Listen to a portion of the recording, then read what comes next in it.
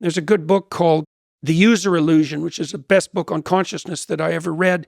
It explains the manner in which our communication is understandable in this manner. So imagine that when you're communicating something, you're trying to change the way that your target audience perceives and acts in the world. So that's an embodied issue. But you're using words which obviously aren't equivalent to the actions themselves. You can imagine that the words are surrounded by a cloud of images that they evoke, and that the images can be translated into actions. Yeah, and the greatest writing uses words in a manner that evokes images that profoundly affects perception and action.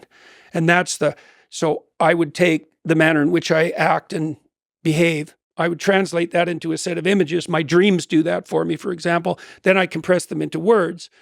I toss you the words, you decompose them, decompress them into the images and then into the actions. And that's what happens in a meaningful conversation. It's a very good way of understanding how we communicate linguistically. So if the words spring to the full visual complexity, and then that can then transform itself into action. Yes, and change in perception. Because change in perception. Well, those are both relevant, and it's an important thing to understand because the classic empiricists make the presumption, and it's an erroneous presumption, that perception is a value-free enterprise. And they assume that partly because they think of perception as something passive. You just turn your head and you look at the world and there it is. It's like perception is not passive. There is no perception without action, ever. And that's a weird thing to understand because even when you're looking at something, like your eyes are moving back and forth, if they ever stop moving for a tenth of a second, you stop being able to see. So your eyes are jiggling back and forth just to keep them active. And then there's involuntary movements of your eyes.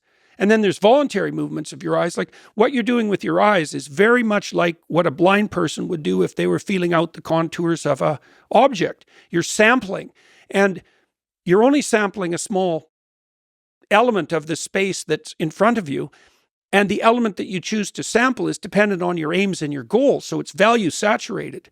And so all your perceptions are action predicated. And partly what you're doing when you're communicating is therefore not only changing people's actions, let's say, but you're also changing the strategy that they use to perceive. And so you change the way the world reveals itself for them. See, this is why it's such a profound experience to read a particularly deep thinker, because you could also think of your perceptions as the axioms of your thought. That's a good way of thinking about it. A perception is like what would you say? It's a thought that's so set in concrete that you now see it rather than conceptualize it. A really profound thinker changes the way you perceive the world. That's way deeper than just how you think about it or how you feel about it.